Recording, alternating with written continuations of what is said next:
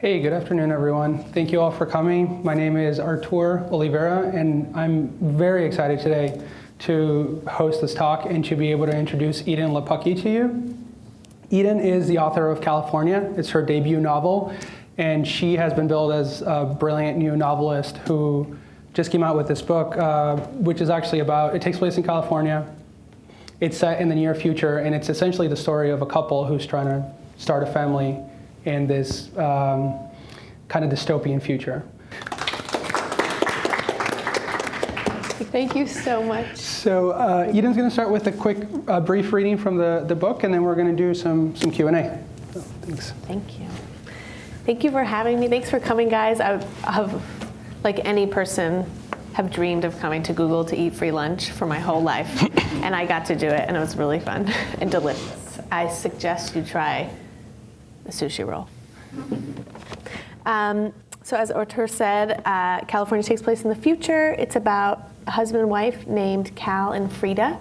And when the book opens, they've been living for a couple years out in the woods by themselves.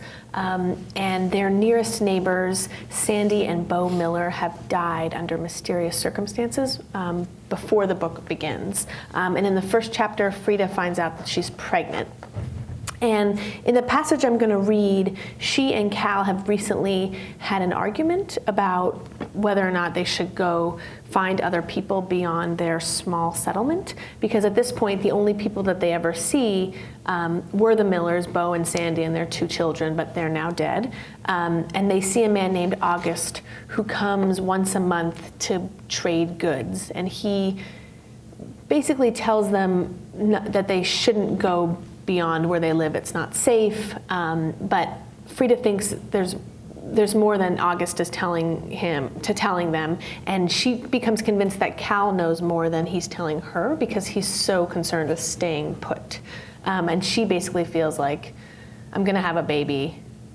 We can't do this by ourselves. We need to find out who else is out there. So in this section, Frida and Cal just had an argument. August is the trader that they see once a month. He's on a horse-drawn buggy with lots of goods to trade. And I think the only other piece of information you need to know is that Frida's brother, Micah, he was a suicide bomber in LA, and he blew himself up at the Hollywood and Highland Mall in LA about 5 years ago. 5 years before the book starts, and his name is Micah. Has anyone ever been to the Hollywood and Highland Mall in LA? Not a one. This is the first audience I've ever had that no one has ever been to the Hollywood and Highland Mall. It's a horrible mall, and you should never go there, okay? It's just I consider myself a connoisseur of malls. It's really bad, okay? But I'm so happy to be able to warn you guys ahead of time. I've saved your life. Okay, so at this point, this is in the morning, and Frida has left their house to go do laundry at the creek, because at the end of the world, you don't have a washing machine. So you have to do your laundry at the creek. Frida pulled the pants out of the bag again and shook them so they hung straight. She walked over to the big rock and laid them flat across its surface. It wasn't time to go yet. She wasn't finished. Cal wanted Frida to be pregnant, and Frida wanted that too if she was honest with herself. It felt like a dare, the biggest, most important risk of all. Micah might think so. Before the group ruined him, when his mind was still open, fluorescent as plankton, he might have written her a letter that said, "Go ahead, believe in it, don't get all afraid on me." "I'm not afraid," she said aloud. The way her voice sounded in the morning air made her turn around. Was it some desire for a reply? No one was there, just the trees. This didn't surprise her, but she did feel disappointed, as if she'd been stood up. But by whom? The creek rushed along, oblivious, and across the water the forest waited. She and Sandy used to go foraging there, but they always stopped before getting in too deep, before the land became alien. In a moment, she had the mesh bag full of cow socks, and she was crossing the creek. The trees seemed to step aside to let her into the darkness. "After you," they whispered. She walked farther in a direction she'd never gone, but there was a path here, slightly overgrown, and she saw the track marks of August's carriage. She knew he carried a scythe to cut away brush as he traveled. It was as if he had cleared the way for her. She draped a single sock on the branch of a tree. The fabric was gray and thin and had once belonged to Bo.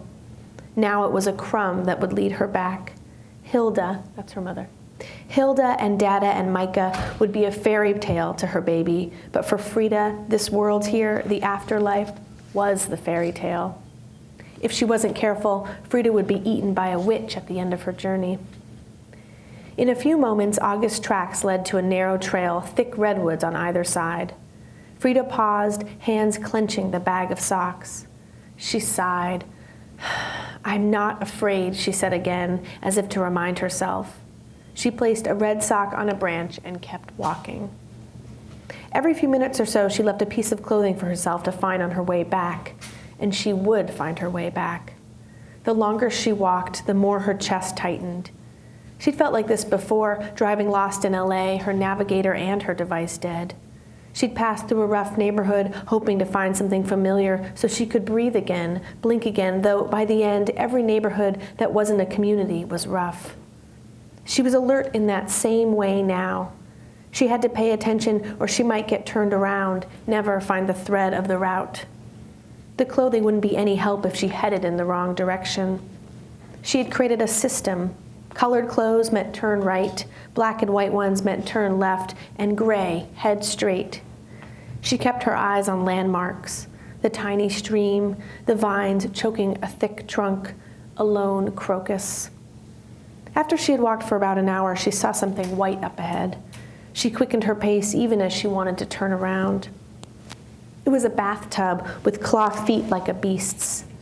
The inside was rusted out and filled with brown rainwater, green algae floating in its surface. Something jagged snagged Frida's throat and she swallowed it down. Here was evidence of other people. A person had abandoned this here. What was she doing? She had to pee and she only had 2 pairs of socks left. If Cal came to find her at the creek, maybe to talk, he would worry. And then later, he'd be so angry. She had to turn around before she came upon other objects, before someone stepped in her path with a weapon. But first, she hiked up her dress and squatted next to the tub. She pulled down her leggings and peed. There was an atavistic relief to this, and her eyes watered from the pleasure. The end of the world couldn't take this tiny joy away from her. She was a dog marking her territory. Frida was here. As she stood, pulling up her leggings, her dress falling back to her ankles, a sound caught her attention. Something like a crunch, like someone stepping on fallen leaves. She froze, that jagged thing rising in her throat once more. "Hello?" she whispered. No answer. "Relax," she told herself. "It's nothing. Couldn't be." But still, she thought she felt a presence not far from where she stood. Something, someone was watching her, its breath shaping the molecules between them. She was breathing in that same air. She stepped away from the bathtub. She would hurry back to the creek and then return to Cal. Nothing had happened. She was safe. From behind a tree, another crunch. The sound came from her left and she turned. A coyote. It was standing there watching her. It didn't look like the starving ones that used to skulk around LA, desperate for a cat to eat, some garbage scraps. This one was well-fed, big, with coarse brownish-gray fur that looked prickly to the touch. If Frida didn't know any better, she might think she'd run into a strange dog, tall and eerie-eyed. It was so still. A bird cawed above them. Frida couldn't remember what she was supposed to do. Yell at it to go away, or step back quietly, or run like mad. This animal wasn't huge, but it could hurt her. The coyote let out a rasping sound. Its eyes arrowed into her, and Frida noticed an animal at its haunches. Something dead and small, a rabbit maybe. "I don't want it," Frida whispered. She already had a hand on her stomach. Already she needed to keep her child away from this. She could feel the fear growing on her like a skin, a mold. She could smell it. The coyote pawed at its meat, rasped again. The dead thing had been torn down the middle and flattened like roadkill, limp and bloodied. The coyote turned back to her, and Frida read its body, saw that it would pounce if she didn't get away. Above them, the bird cawed once more. Frida turned and ran. On her way out of the forest, away, away, away, she grabbed every piece of clothing she saw, held them in her arms as if they could protect her.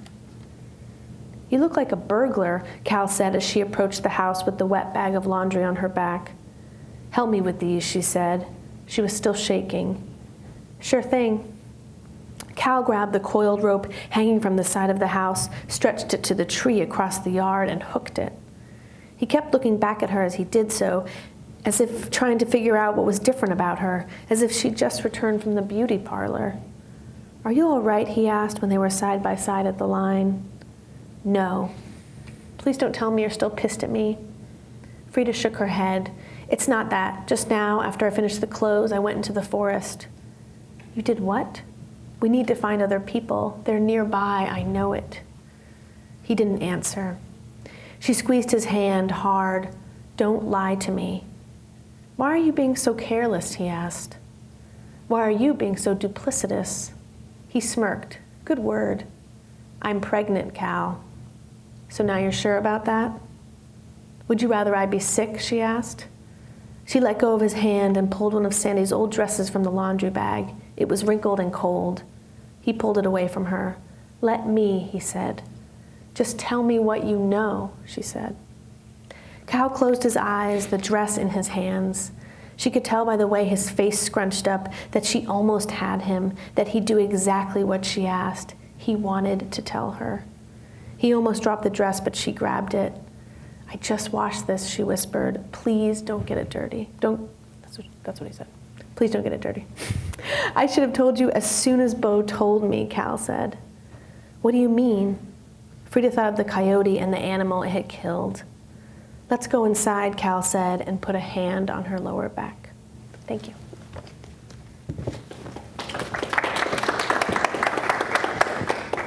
All right, well, thank you for that. That was lovely. You stopped just before the good part, right before the zombies attack. And, right, yeah, the zombies just come right around the corner. Right. But no, it's actually, I think, when a lot of people hear about this book, it's usually used, the term post-apocalyptic is usually used in the newspapers and in reviews and things like that. And I think for us nowadays, post-apocalyptic is The Walking Dead, Yeah. It's 21 Days Later, it's things like that. And hopefully this isn't a spoiler, but there's no zombies in the book. There's no zombies. What was, what was kind of your impetus for the setting of the book? How did you get there? Well, to be fair, when I thought of the book, actually as a book that I would want to read, not necessarily a book that I would write, I had thought of this phrase, post-apocalyptic domestic drama. So post-apocalyptic was always sort of in the equation of the project, but I knew I didn't want to write something really extreme. One, because I didn't really feel qualified to write that kind of work. I read, the speculative fiction I read is more on the Margaret Atwood side of the spectrum than something more straightforward science fiction. So I felt like I couldn't speculate into something that was that different from my current reality. And I was really interested in the domestic drama portion of that phrase, and I thought it would be really neat to read. First of all, I was like, I want to read this book. I was not going to write it. It's like, it would be so neat to read a novel that's about marriage, but have this other element as sort of like this high stakes backdrop, but really focusing on this relationship. And to be honest, people ask me all the time, like, so how did you decide to have just like a slow accrual of things being bad versus one thing? And I'm always like, I just did that. I didn't really think ahead of why I was doing certain things. I know. There's no intention behind anything in the book. But for me, that was just so new, and it was so different from, I think, what most of the really popular media that's out there, and different in a good way, I should say. Well, I did definitely I wanted to make it feel realistic. For me, I thought the realism of it would be what was most scary about it, because I think if there's only a singular event, if it's way in the future, you think, well, anyone I know will be just dead by then, so I don't have to worry.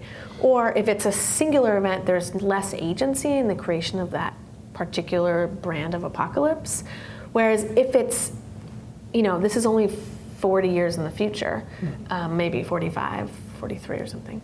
So we could all be alive and our children will be alive. And so I think that's a lot scarier. I'm hoping that readers feel more complicit because they, what Frida and Cal are going through, a lot of it is because of things that we have to deal with or are refusing to deal with in the present. So there's been climate change issues. The very, very rich have sort of moved away from public space and they just pay for their own services and they live in their own they're called communities and it's impossible to get into. I mean, there's a lot of those things that we see in the present. And I basically took everything that I felt really nervous about and put it into the book. But that makes the story very, very relevant, and I hope. even That's my goal. Absolutely. So you mentioned the domestic drama, and you mentioned their relationship, and something that stuck with me a lot that Stephen Colbert said, and we're going to get to him. I know that this book is kind of inexplicably connected to Colbert, but when Colbert hosted Hank Green, the author of Fault in Our Stars, he said... John Green. I was like, who's Hank Green? It's an unknown author. He said that a young adult novel is a novel that people actually read. Yeah. But I have to say that's not how I felt about California. I didn't feel like it was something that you would use the term young adult for, because Cal and Frida's relationship was so real, right? Their marriage was so real, and it was at a level that's a lot more mature than what would be in a quote-unquote young adult novel. Yeah. So my question for you is how were you able to kind of create that relationship in the book, and how were you able to make it realistic and mature and... Well, first I have to say, young adult, I gotta talk about that first. I have actually a young adult author, Susa Castellucci, she's my friend, and she says that a young adult novel is a novel that's about young people without the retrospective gaze. So they're not far enough away from their teenage years to process it as an adult, and they're sort of living through it. So that, I kind of like that definition because it doesn't catalog the book based on who's reading it. It's based on sort of subject. I would agree to some, I don't tend to read a lot of young adult fiction, but I know a lot of people who do, adults and young adults. I do hope that my book has a level of readability that it has in common with some of the young adult novels, and I think one of the reasons why people are gravitating towards those books is that they do have a strong sense of story and sort of narrative propulsion that I think is pleasurable, and people are sort of returning to that idea of storytelling can be a pleasant experience. But I read adult fiction. That's mostly what I'm interested in. I was just joking with my same friend Cecil about how I had just recently read The Love Affairs of Nathaniel P., which is about like this single guy in Brooklyn, and I was joking with her that one of my favorite parts was the descriptions of him cleaning his apartment.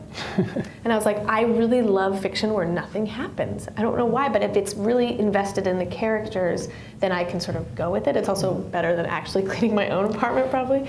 But I don't know where that came from, but it made me think about how I can read about someone dusting their mantle. It sounds like I'm talking about something else. Sounds like euphemism. I can read about someone mopping their floors if it's written about from a strong perspective of that person living. So if we can get a real understanding of what it feels like to be them in that moment, you can get me interested in basically anything. Anything can happen plot-wise if I'm interested in the characters and their consciousness and their perspective. So that's kind of where I come from as a reader, and also kind of how I came to this book.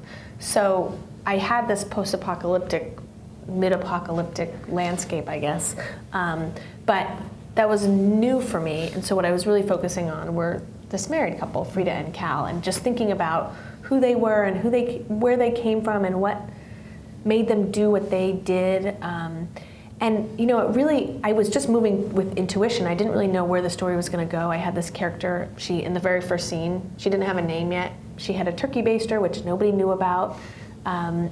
And I just sort of started thinking, like, what kind of person, what would have had to happen to you in order for you to take a turkey baster from your hometown and like hoard it in the forest and not tell anyone, including your husband, that you owned it, and it was very special and it was a powerful object to you. And that was a really useful entry into Frida and her humanity.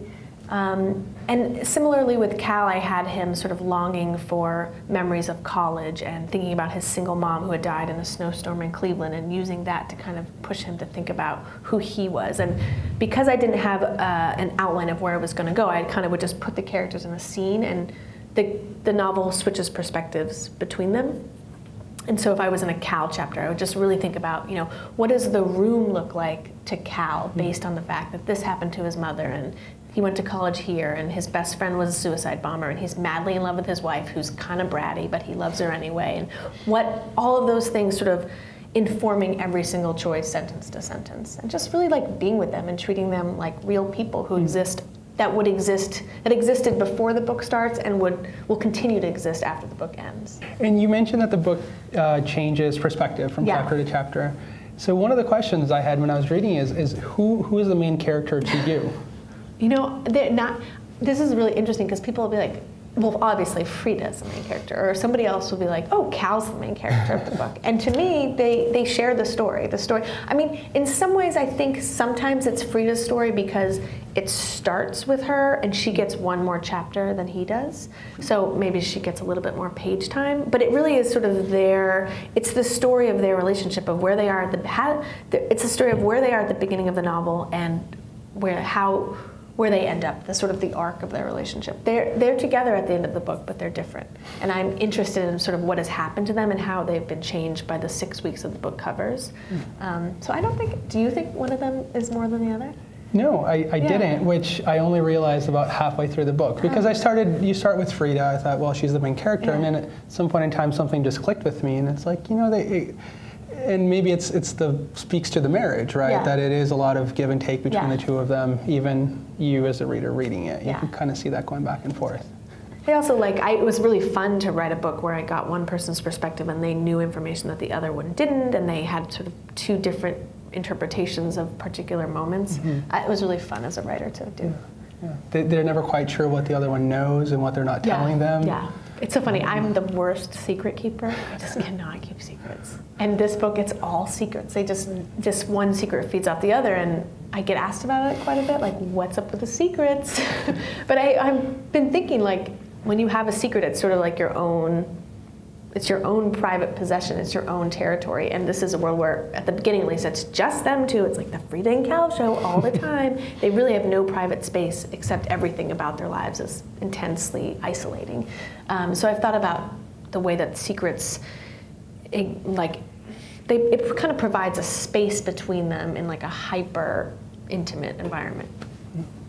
It is a work of fiction, so I don't want to go into any spoilers. If any of you have read the book and you would like to ask Edan some questions afterwards, you can certainly do that. But there's some plot twists. Couple. But what I mentioned earlier too is, in addition to the book, and in addition to what I really believe is a very unique and very different story with a unique setting, the way that the book kind of burst onto the scene was also pretty creative and pretty crazy, right? So, do you want to tell the story? Just because I'd love to hear how you would tell it. You all could just go home and Google it. I just want to use Google in this sentence. So my book is published by Little Brown, which is an imprint of Hachette, and Hachette is still in disputes with Amazon, which is an online retailer, and if you're not aware of them. I really want to meet someone who doesn't know what Amazon is. I'm just waiting for someone to be like, I have had people at readings be like, oh, I didn't know about Colbert, and I kind of love that part when that happens. But anyway, has anyone not heard of Amazon? Show of hands. So Amazon and Hachette are in this dispute over contract negotiations, and as part of, I don't want to use the word retaliation because it sounds a little bit overboard, but Amazon removed the pre-order buttons from any books being published by Hachette that weren't out yet. And I didn't really know this, but pre-orders are a pretty big part of a book's life. You can kind of get a sense of how well a book will do by how high the pre-orders are beforehand and all that kind of stuff. So Colbert, he has a show called The Colbert Report on Comedy Central, and he's a Hachette author as well. He has books published with Grand Central, so he wanted to talk about, and also even books that weren't on pre-order, Amazon was kind of delaying shipment for them, so it would say like, it will be available in 3 weeks, which is so different from most things on Amazon, which you can get in like 2 seconds. So he wanted to talk about the dispute on his show, and which I was really thankful for, because I felt like it was a book industry topic forever that nobody outside the book industry talked about, and so I was glad that he wanted to just kind of bring the conversation to the general public, because I had friends who were asking me about like, how come I can't pre-order your book? And they had no idea that this whole dispute was happening, which was, the book industry was like in a whole tizzy about it, and it didn't seem like anybody else cared. So Colbert was going to talk about it, and he brought in Sherman Alexie, who is a really well-known, he's a Native American author. He wrote Absolutely True Story of a Part-Time Indian. That's one of his most recent popular novels. But he's a lovely guy. I didn't know him beforehand. He's very telegenic. I think that's one reason why he keeps going. He's really funny and on the fly. So he went on Colbert to sort of be the, they can converse about the dispute, and Alexie decided he wanted to talk about a debut novelist, because he felt like it's really hard to be a debut novelist in this world. So they sent him a bunch of books, and he picked mine. I don't know, I was not involved. And then Alexie went on and talked about my book, but I knew the day before that it might happen. I knew the day before that, the day of, that it was going to happen. But even after it happened, I didn't realize that it was going to be this big thing, because once my book was announced, then Colbert had everyone who was going to show it to Amazon order it from Powell's, the independent bookstore in Portland, and he made it like this campaign. He started tweeting about it all the time, and then he mentioned it a second time, and then pre-orders were just going up and up. Then we were up to like 9,500 or something, and I went to Powell's I signed all of them. And then my book debuted at number 3 on the New York Times bestseller list, which is like impossible to happen. I mean, it's like, it never happens to a first-time novelist or any kind of novelist. I don't expect this to ever happen to me ever again. And then I went on Colbert, so we could like, to say like, hurrah! Because it was kind of miraculous to have like a literary novel, post-apocalyptic, but still literary, right? Someone with like a totally weird name that nobody had ever heard of. It was just like I feel very grateful, obviously, but also it's sort of like, pleased as punch that I am part of this strange footnote in literary history. I mean, it's I think Amazon is obviously part of a larger, long conversation about publishing and how books work and all that kind of stuff, and that when somebody writes the history, there'll be a paragraph, maybe I'll get a sentence, about this thing that happened, and I hope that there'll be like, down below after ibid, there'll be like a little line about me. I feel like that's pretty cool. So that's what happened. So it just has a crazy story. You can just add that yourself on Wikipedia. Just write yourself. Actually, Wikipedia says that I was born in Poland based on a joke I made on something. If anyone here knows how to fix Wikipedia, I know you have to like join. I know people can do it. I know anyone can do it, but then you have to sign on and join on. Well, yeah. It's like in The Office where Steve Carell is like, we can bring YouTube down to film it. That's sort of where I'm at. But they think I'm from Poland. I'm from LA. So you got the Colbert Bump, right? I got the Colbert Mountain, basically. Colbert Bump. Yeah. Signed 10,000 books in 2 days. Did, yeah. I'm really good at signing books. We got another couple thousand here for you to sign. Maybe 6,000, I think.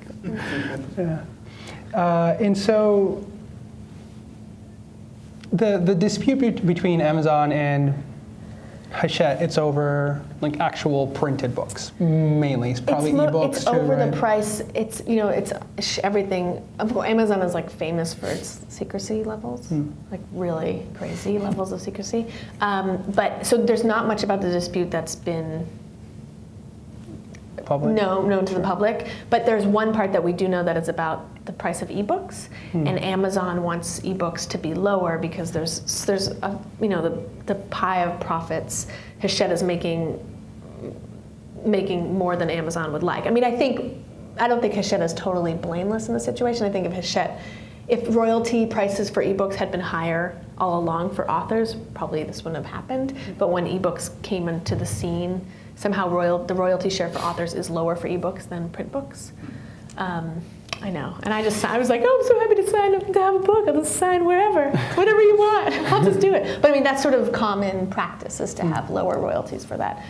So Amazon's argument is that if an ebook is cheaper, then their argument is a little bit suspicious. It's questionable to me. They're like, if a consumer has $20 and if the ebook is $10. If they buy an ebook for $5, then they'll spend their second $5 on another ebook.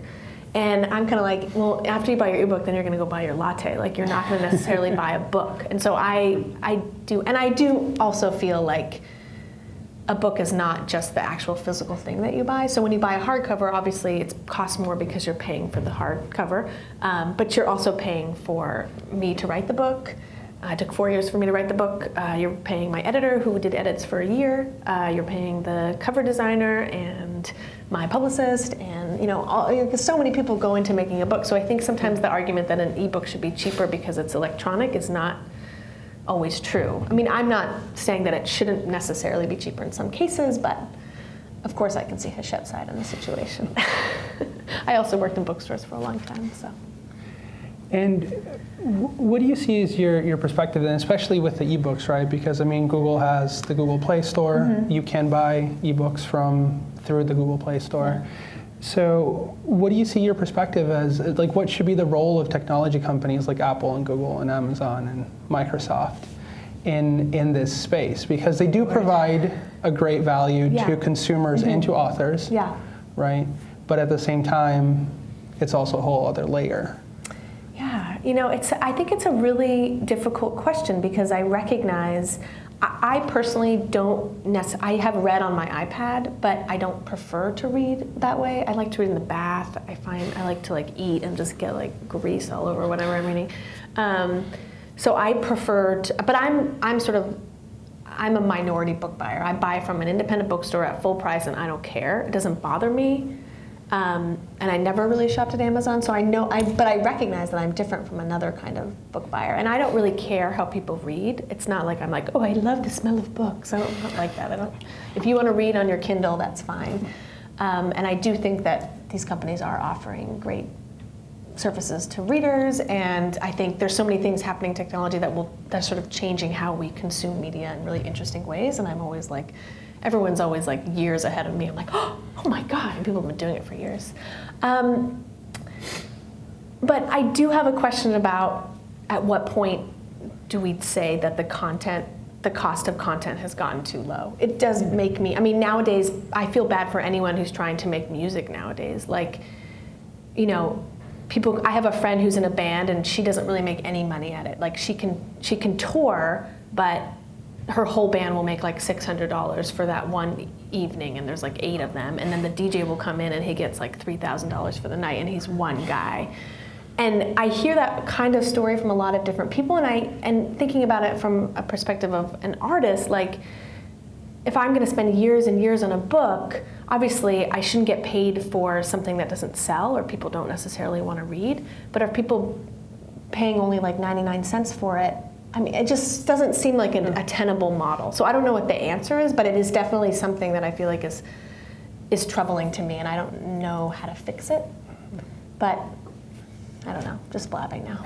I'm sure everyone here in the audience has better ideas than I. No, but it's certainly an interesting question because it's not just books. Like you said, it's music, it's movies, it's apps, it's games, it's everything that's happening too.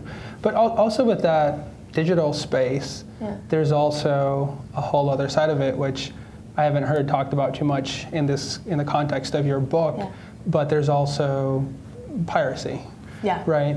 And is that something that you as an author, is that something you worry about? Is that something you think of? Do you have a perspective on it? I don't. I haven't personally, maybe I'm good enough to be pirated now, but before that I wasn't. I'm friends with Emily Gould, who does Emily Books, and she's in a subscription-based book business where it's you pay a certain amount a month and you get a free ebook, and it's non-DRM technology, and she's tried to get deals with publishing houses, and I might be getting this story wrong. This is how I understand it. But you know, trying to get publishers to, you know, can we pick, like, let's make California your next Emily. This hasn't happened, but let's make this Emily books the next pick. But the publisher will say no because of the DRM technology of being able to pass the book on to next people. And I tend to know quite a few people who work in the creative arts who are sort of against technology, which limits it into a single device or whatever. Now I feel like I'm so stupid because I'm. No, that's right. Yeah. I'm like a cave woman coming into this like shiny spaceship, because they feel like it's actually more limiting than it is protecting the artist. So I feel like I know enough people who are in support of the freedom of spreading technology in the way that you would spread like a mixtape or something. Right. That I don't really know where I fall on the continuum. Although I will say that it does feel like everyone just wants everything super cheap or just free. Like, I got my wedding dress for 10 cents. Like, I got these shoes for like $1. And you're like, do you know the effects on the environment that those shoes that happen to make you wear those shoes? Or like, what small child had to make those shoes? I mean, I just feel like the desire for things to be cheaper and cheaper is just really, it makes me really uncomfortable. But at the same time, is it an inexorable movement towards that? I don't know. I mean, I don't know. I can't believe this video is going to be on the internet forever. So I'll ask you one last question. Can you ask me something about like point of view or something? Okay.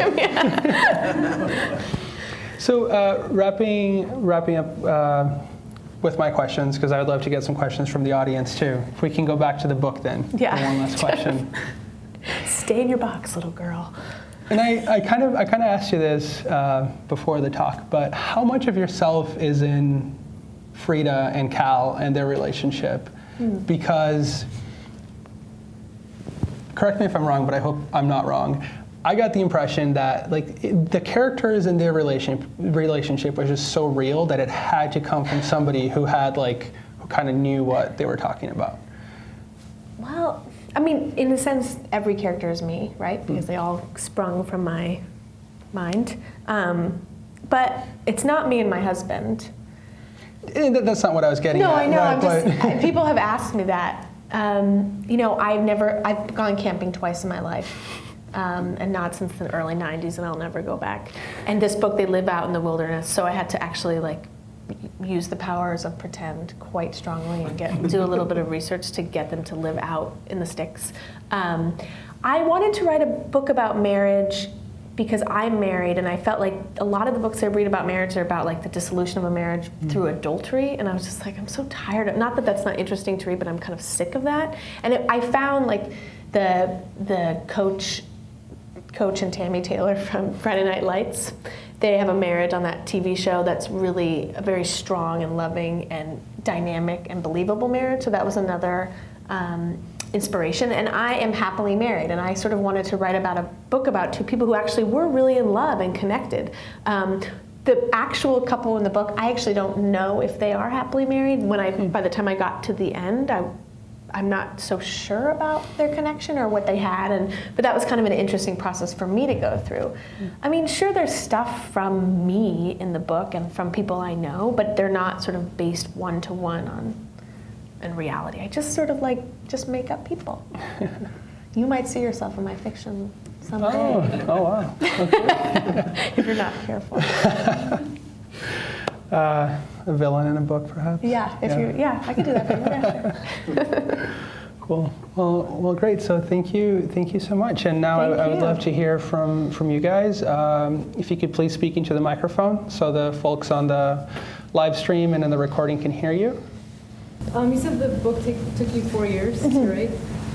So how much of that was first draft versus revisions and stuff like that? I like to write. I'm curious about every author's story because it's just sort of interesting to me. So I just wanted to know more about that process for you. Yeah, let's see. I started it in September of 2009, and I sold it in September of 2012.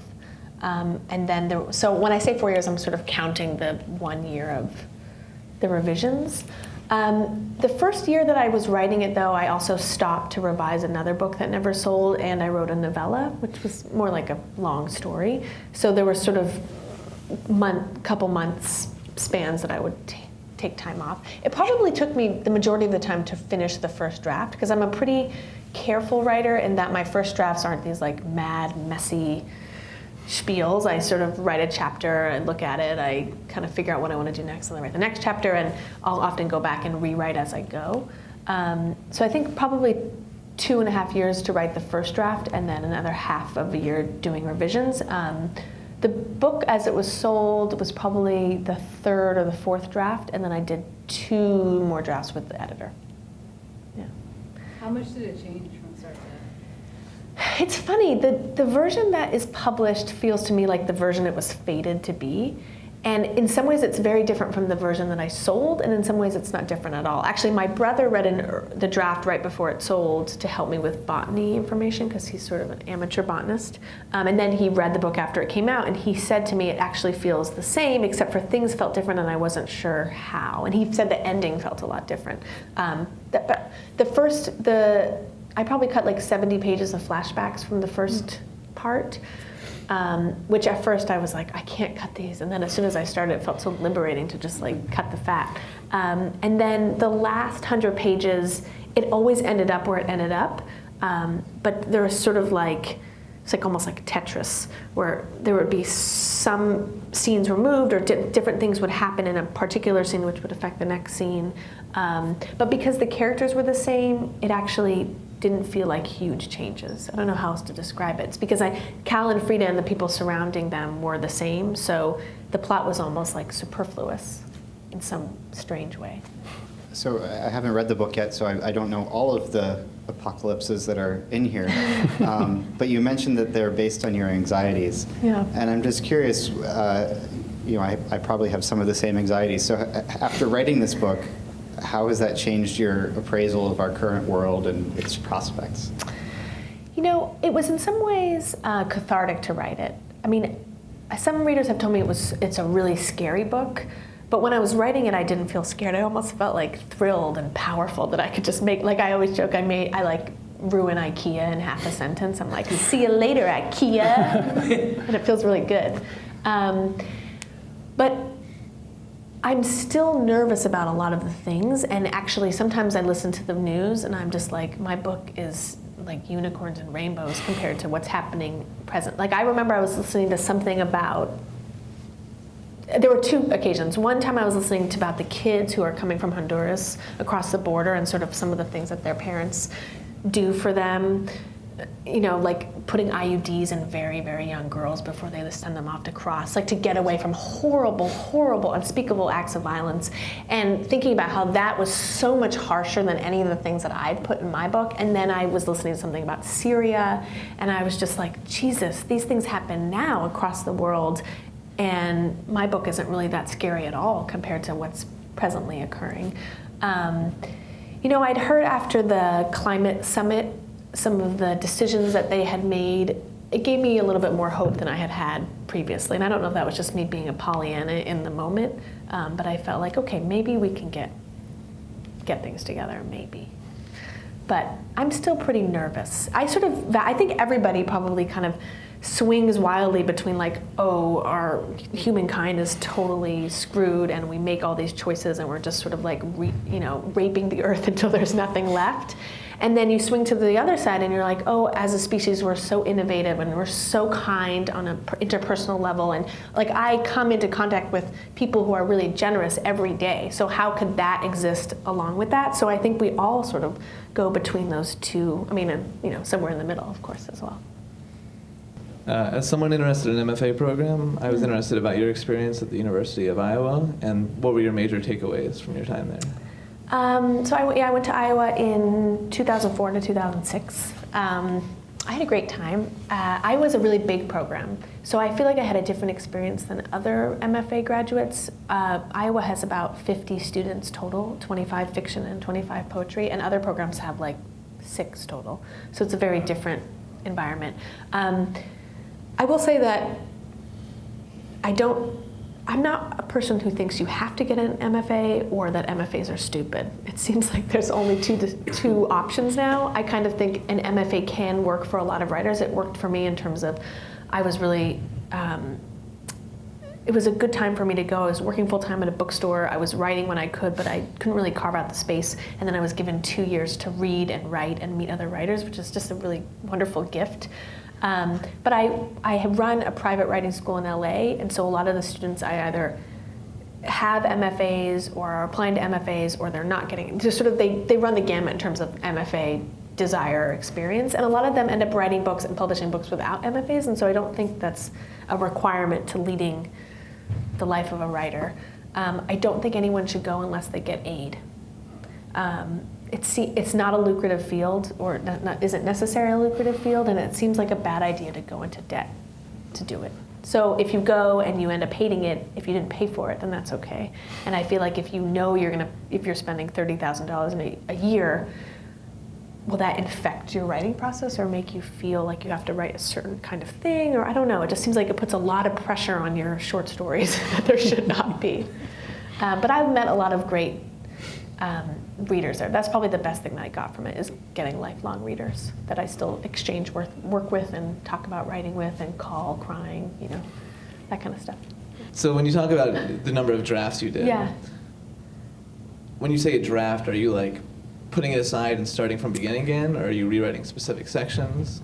Well, it's a funny, draft is such a loose term, I feel like, because it can refer to different, so in this book, there was never a time where Lauren Groff, the writer, she's a wonderful writer, she writes by hand, and then she takes everything she's handwritten and throws it away, and then she starts over. And what she's like, if it's good, I'll remember it, which is so horrifying to me, but completely admirable.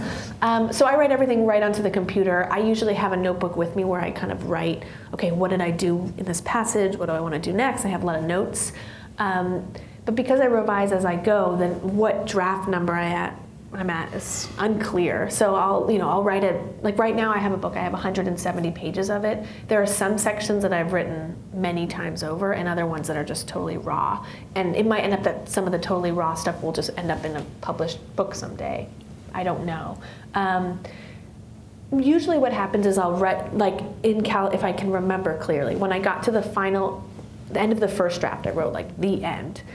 Then I'll print it out, read through it, make changes based on what I think the book needs. And usually what I'll do is I'll do like a pass that's just for, prose. And then I'll do a pass that's like, okay, I'm going to focus on the flashbacks, figuring out which ones do I need, which ones don't I need. Or I'm going to focus only on the last 50 pages because I feel like conflict resolution is really not working here. Or I'm going to work on pacing. I'll have like an intention for every single draft. But all of those intentions will kind of encompass a single draft. It'll be like part A of the draft, part B of the draft. And then when I was with my editor, for instance, the first draft was all about cutting the flashbacks and adding world building. And then the second draft was all about working on the plot in the last 100 pages. So they were sort of focused per draft. But they start to sort of blur together of what draft is what. But I have a feeling that in my future, I will have some kind of project where I'll write a whole draft and then have to totally dispose of it and start over. But I haven't had that experience yet. What is that decision-making process for you of switching to another book, or when do you give up on a project? Yeah, that other book, I have a soft spot in my heart for this book, but people ask me now, like, am I going to publish it? And I'm like, no, that book belongs in the drawer. That book, I finished it, my agent sent it out for almost a year to different editors.